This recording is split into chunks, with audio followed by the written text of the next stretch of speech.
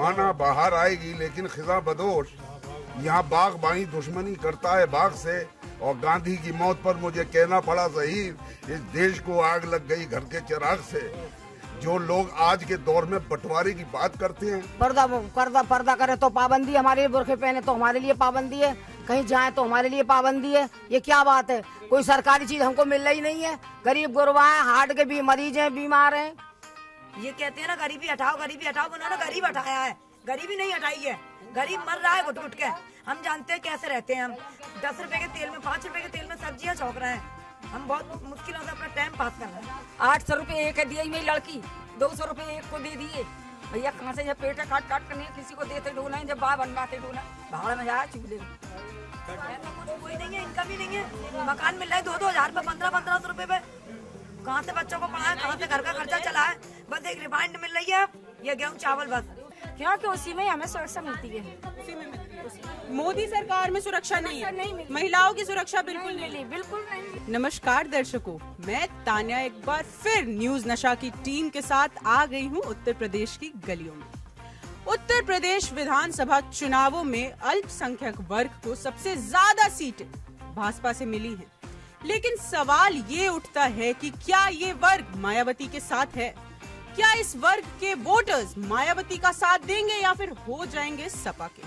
आइए जानते हैं यहाँ के कुछ लोगों से। अस्सलाम वालेकुम काकी, क्या नाम है आपका? अच्छा, तो वोट डालने जाएंगी आप? हाँ, किसको वोट देंगी? साइकिल। क्यों देंगी? यही देंगे, बहुत परेशानी उठाई है, कुछ आराम हो जाएगा इससे। जी, परेशानियाँ बताइए अपनी। कुछ आराम हो जाएगा जिनके होने से। साइकिल। आपका नाम क्या है? किसको वोट देंगी? साइकिल को। किस लिए? किस काम पे? परेशानी उठाइए, परेशानी उठाइए।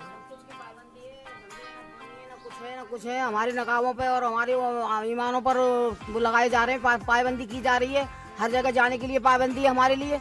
पर्दा करे तो पाबंदी, हमारे लिए बुरखे पहने तो हमारे लिए पाबंदी है, कहीं जाए तो हमारे लिए पाबंदी है। ये क्या बात है? कोई सरकारी चीज हमको मिल रही नहीं है। गरीब गुरबा है, हार्ट के भी मरीज हैं, बीमार हैं, कोई सुविधा नहीं है। मोदी कार्ड जी दे दिया है हाथ में, इससे 1 पैसे की कोई दवा मोल नहीं। काफी 5 दिन की दवा 315 रुपए की लाते हैं, कभी इससे मांग कभी उससे मांग। गरीब बच्चे हैं, मजदूर कहाँ से लाए इतना? और मोदी साहब ने इतना महंगा कर दिया, सब सामान त्यागी मोदी ने, कैसा जीना हराम कर दिया सबरा। और क्यों परेशान है जनता? परेशान सभी है, हम ही क्यों परेशान है? सभी परेशान है वहाँ पर। हमारे नाली मोरी देखो, हमारी गली में हम किस तरह की गंदगियों में पड़े। सड़क ना हमारी बनी, ना नल है, ना हमारी कोई सुविधा है, ना हमारा कोई जन सुविधा है नहीं। मतलब ये है, ऊपर ही ऊपर हो रहे हैं जो काम हो रहे हैं। गरीब लोगों की तो कोई सेवा है ही नहीं। बीमार आदमी है, हमको 1 पैसे की सेवा नहीं है। एक बार हमको वो पेंशन मिल गई है, दोबारा हमको मिली नहीं है। भागते फिर रहे बैंकों में, इधर उधर। एक हमारे 1000 रुपए लेके भाग गया है, कलेक्ट्री में गए, दुनिया की लिखा पढ़ी कर आए, दुनिया का काम है, उससे पूछ के लाओ। जब हम भी पूछ लेंगे आपके पास क्यों आए? हम तो दुनिया का काम हमने करा, पर हमें कोई सुविधा नहीं है। हम तो अपनी बिरादर भाइयों से अपने लेते खाते हैं और दवाइयाँ खाते हैं। हमें तो भैया सरकार की तरफ से कोई सुविधा नहीं है। शांत जाइए। वोट किसको देंगी आप? वोट ऐसा है, जिसका बहुमत होगा उसको देंगे वोट, जिसका बहुमत होगा उसको देंगे वोट। जिससे परेशान उसको नहीं देंगे वोट। बेशक क्यों देंगे उसे वोट, जब हम उससे परेशान है। आगे से आप हमें मारेंगे, आपको हम खाना खिला देंगे? आप बताओ। आप नहीं कीजिए आप। अगर आप हमें मारेंगी तो हम आपका कोई काम कर देंगे? बिल्कुल नहीं करेंगे। आपकी राजी से करेंगे। जब आप राजी चाहेंगी तो, हमारी कुछ मदद करेंगी तो हम आपके साथ हैं, हर सूरत से साथ हैं आपके। जब हमारी मदद ही नहीं हो रही तो हम क्या साथ हैं?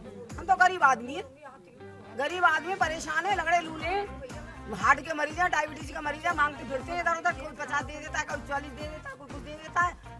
उससे अपनी दवा दूर चल रही है, 4 कदम चला जाता नहीं है। बच्चे परेशान है, बच्चे खुद परेशान कर रहे हैं हमको, क्योंकि उनके धंधे नहीं है, रोजगार नहीं। इतनी महंगाई है, लोहे का काम करते हैं बच्चे कबाड़े वाड़ों का, तो वो इतना महंगा है कि बच्चे कुछ दे ही नहीं पा रहे घर। क्या करें, बहुत परेशान है। जी 5 किलो गेहूँ, 5 किलो चावल दे दी, इससे क्या 1 महीना कट जाता है किसी गरीब का? मैं 5 किलो 4.5 किलो देते हैं मुझको। जे लाओ, वो कागज लाओ, जे कागज लाओ, कहाँ से लाए ऐसे? इतना पैसा कहाँ से लाए? हर वक्त 24 घंटे वो ऑनलाइन करा के लाओ, फलाना करा के लाओ। कागज लाने में तो फिर खाने का समय भी निकल जाता होगा। वो काफी निकल जाता, भूखे प्यासे सुबह 5 बजे लग जाते हैं लाइन में जाके। जब वो वैक्सीन लगवाओ, हम मरीज हैं, हम तो नहीं लगवाएंगे वैक्सीन। अच्छा, आपने मतलब अभी तक वैक्सीन नहीं लगवाई? नहीं लगवाया मैंने, मैं हार्ट की मरीज हूँ। देखो ये दवा लाई हूँ आपके सामने, ये चेहरा भर रहा दवा। काकी चिल्लाइए मत, फिर आराम से बोलिए, आराम से बोलिए, आप ही को दुख होगा। अच्छा, आगे बढ़ते हैं। अस्सलाम वालेकुम। वालेकुम अस्सलाम। आप बताइए, आपके क्या मुद्दे हैं? मुझे ये परेशानी है, मैं विकलांग हूँ पैर से, ना ही तो मेरी पेंसिल बंदी है आज तक। विवाह भवन में भी चली गई, सिंगाड़ी हॉस्पिटल में अपना विवाह भवन सर्टिफिकेट बनवा रही हूँ, वहाँ से सर्टिफिकेट बन के नहीं आ रहा है। राशन मिलता है 4 किलो चावल, 12 किलो गेहूँ, 2-4 जने हम खाने वाले हैं। किराए का घर है मुझ पे, आमदनी है नहीं आदमी की, 300-350 में गुजारा नहीं होता। लेटरिन कहीं छत पे मिलती है, कहीं मकान चौथी पे मिलता है, 5वीं में मिलता है, मैं नहीं चढ़ पाती हूँ। मुझ पे ना घर है, ना जगह है, ना मकान है। मुझे मोदी जी से कोई लाइफ नहीं मिला है, नहीं मिला बिल्कुल भी। ये कहते हैं ना गरीबी हटाओ, गरीबी हटाओ, उन्होंने गरीब हटाया है, गरीबी नहीं हटाई है।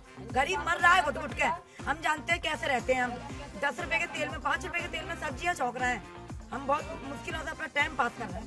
मैं विकलांग के 1000-1200 रुपए पेंशन आनी चाहिए, मुझे कुछ नहीं मिलता, जरा पेंशन नहीं मिलती। मेरी अभी तक बंदी नहीं है। ये कागज बनवाओ, वो कागज बनवाओ, इसमें मेरा टाइम बैठ। ये पैसा की है मेरी, देखो टूट चुकी है बिल्कुल, ये कपड़े से बांधती हूँ, देखो ये पूरी टूट चुकी है, इससे ही चल रही हूँ मैं।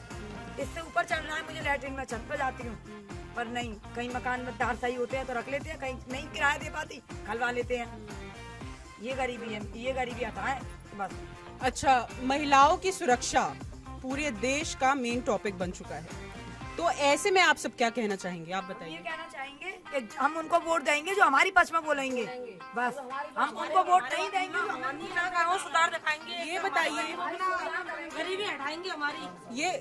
ये बताइए कि कौन सी सरकार में महिलाएं खुद को सुरक्षित महसूस करती हैं? सपा में। जो पैसे वाले हैं उनके नहीं है, गरीबों के लिए कुछ नहीं है। इतने से छोड़ के 5 लड़की मरे, 2-4 लड़के मर गए मेरे। आज थोड़ी हमारी न राण की कोई भी सुविधा नहीं हुई, राशन तक नहीं है मेरा, आधार कार्ड तक नहीं है मेरा, आधार कार्ड भी नहीं है। 800 रुपए एक दिए मेरी लड़की, 200 रुपए एक को दे दिए। भैया कहाँ से जब पेटे काट काट कर नहीं किसी को देते डोना, जब बाहर बनवाते डोना, भाड़ में जाए चूल्हे में। हकीकत में नहीं है राशन। तो कर दें कि अपने बच्चों का पेट भर ले।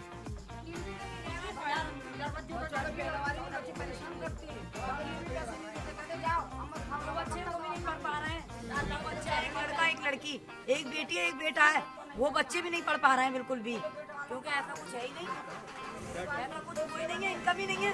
मकान मिल रहा है 2-2 हजार पे, 1500 रुपए पे, कहाँ से बच्चों को पढ़ाए, कहाँ से घर का खर्चा चला है।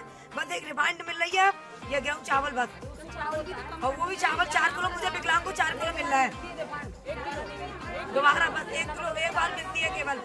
नमक में कंकड़ आ रहे हैं, नमक में कंकड़ आ रहे हैं। मतलब राशन भी यहाँ का शुद्ध नहीं है बिल्कुल भी। पैसे ले लिए, कभी कहते हैं हम आईडी कार्ड नहीं इस बच्चे का, इसका खत्म करो। कभी कहते हैं इस आदमी पर वैक्सीन लगी, इसे खत्म करो। कभी कहते हैं 4 यूनिट है, 2 यूनिट रहने दो। हमारे पास नहीं, हमारे पास ऊपर से नहीं आ रहा कुछ भी। हम क्या दें तुमको, ये वो, उसको लाओ, उसको लाओ, फलाना ये राशन मिलता है, ऐसा राशन थोड़ी मिलता है जैसा मिलना चाहिए। नमक मिला है, नमक में कंकड़ आए, रेत आई है नमक में।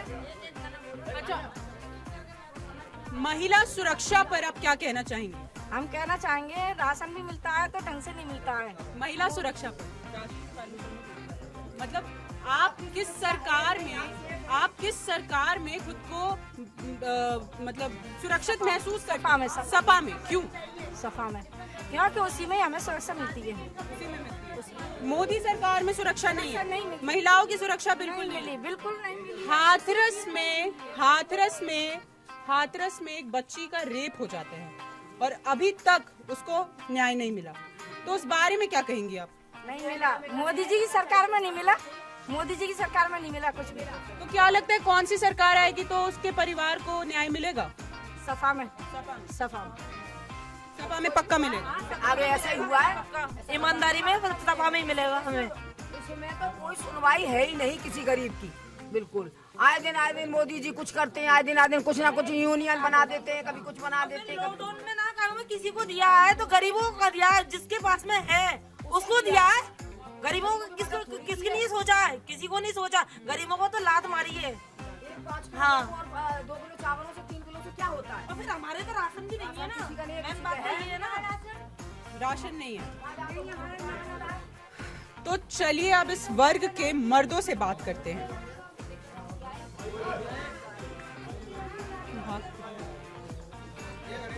अस्सलाम वालेकुम चाचा। वालेकुम सलाम जी, वालेकुम सलाम। वोट किसको देंगे आप जरा बताइए। अब वोट तो मतदान है अपना, जी और मतदान गुप्त होता है। गुप्त होता है, लेकिन किस पार्टी के तरफ आपका थोड़ा ज्यादा लगाव है? नहीं, विचारधारा की बात करिए कि किस विचारधारा कि में। बताइए किस विचारधारा के हैं आप, क्या आपके मुद्दे हैं? विचार देश की तरफ है, देशभक्ति की तरफ है, देशभक्ति की तरफ। झूठे राष्ट्रभक्ति की तरफ नहीं है।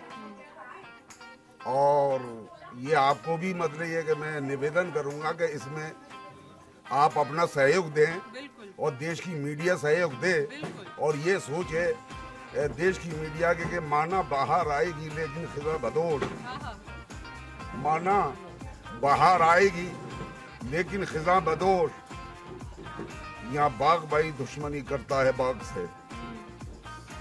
माना बाहर आएगी लेकिन खिजा बदोश, यहाँ बाग भाई दुश्मनी करता है बाग से। और गांधी की मौत पर मुझे कहना पड़ा शहीद, इस देश को आग लग गई घर के चिराग से। जो लोग आज के दौर में बंटवारे की बात करते हैं, और सोचना पड़ेगा कि आपको कि दूर राष्ट्र का सपना दिखाने वाला कौन सा व्यक्ति था, किस दल का व्यक्ति था, किस विचारधारा का व्यक्ति था। नंबर 1 बात, उसमें आप समझ जाइए कौन था। देश की एकता और अखंडता का सवाल पैदा होता है। देश को अगर बचाना है तो इन जालिमों से बचा लो, जो आज के दौर के काले अंग्रेज, जो झूठों ने झूठों से कहा कि सच बोलो, झूठों ने झूठों से कहा कि सच बोलो। सरकारी ऐलान हुआ है सच बोलो। घर के अंदर झूठों की एक मंडी है और दरवाजे पर बोर्ड लगा है, दरवाजे पर बोर्ड लगा है सच बोलो। वही झूठों से, इस झूठी सरकार से बचाना होगा और आपको भी सहयोग करना पड़ेगा। इसके लिए लड़ाई हम लड़ रहे हैं। अल्पसंख्यक समाज लड़ रहा है। देश की आजादी में भी अल्पसंख्यक समाज का योगदान रहा है। तमाम उलमाओं के मतलब ये सर कलम करके आपके कश्मीर से लेकर कन्याकुमारी तक पेड़ों पर लटका दिए गए थे। 300 साल की गुलामी इनको मंजूर है, इन गुलामों को, लेकिन आजादी मंजूर नहीं है।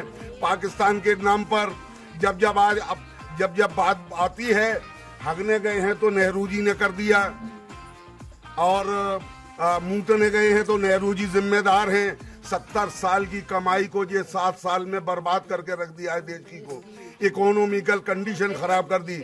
और आज भी 22,000 करोड़ का घोटाला अभी की वो है, उसको लेकर के इस पार्टी ने भगा दिया है। 22 करोड़ का घोटाला लेकर के भगा दिया। और आप देख रहे हैं, चौकसी हो, अडानी हो, अंबानी हो, समस्या इन्होंने इतनी पैदा कर दी। मजदूर के आगे समस्या है, किसान के आगे समस्या है। किसान को इन्होंने कुचल करके रख दिया, मजदूर को कुचल करके रख दिया। वो सब सामने मतलब ये है, सब सामने आपके है। और दूसरी बात ये, मुसलमान इमारतें सबको तोड़ना चाहते हैं, मुसलमानों को यहाँ से भगाना चाहते हैं। बिल्कुल मुसलमान त्यागी को परेशान करते हैं बहुत ज्यादा। क्या बोलेंगे मुसलमानों को बिल्कुल है जी।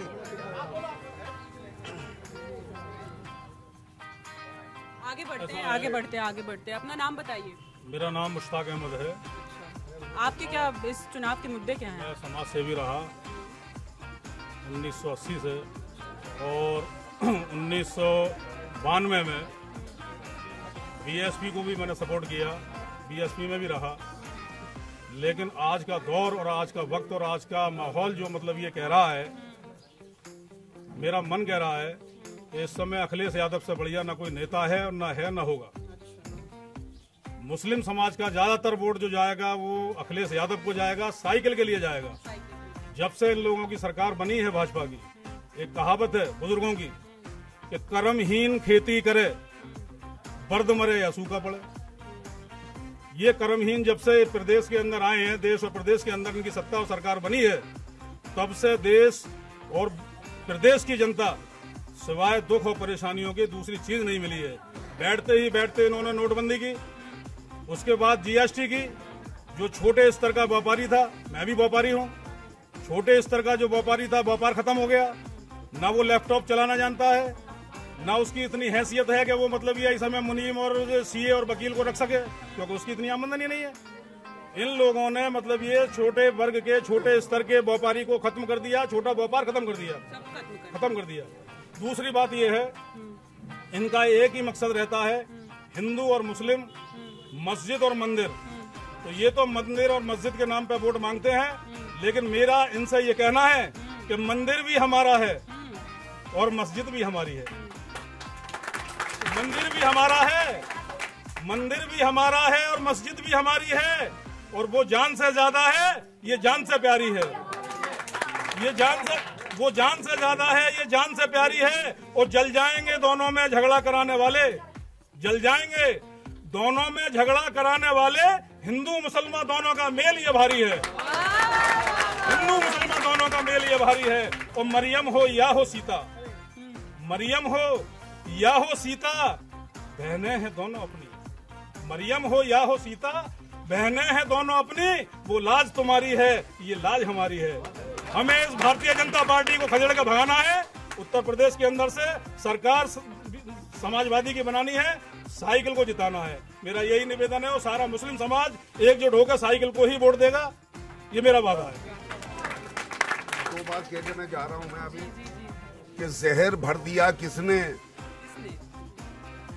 जहर भर दिया किसने, शहर की फिजाओं में अब सुकून नहीं मिलता पीपल की छाओं में। ये सांप्रदायिकतावादी लोग देश को खा जाएंगे इन, और सांप्रदायिक के आधार पर देश को मत लिए कि सियासत कर रहे हैं और पदों पर मत लिए सब जा रहे हैं। इनका काम सिर्फ मजदूर को किसान से लड़ाना है, और माँ बाप को संतान से लड़ाना है, और अफसर को जवान से लड़ाना है, और भारत को पाकिस्तान से लड़ाना है। यही इनका आइडियोलॉजी है। और क्या नाम है, और कब्रिस्तान को शमशान से लड़ाना है, कब्रिस्तान को शमशान से लड़ाना है। ये दुष्प्रचार करना इनका परम कर्तव्य है, और ये मोदी नहीं मदारी है, और इनका इलाज करना हमारी लाचारी है।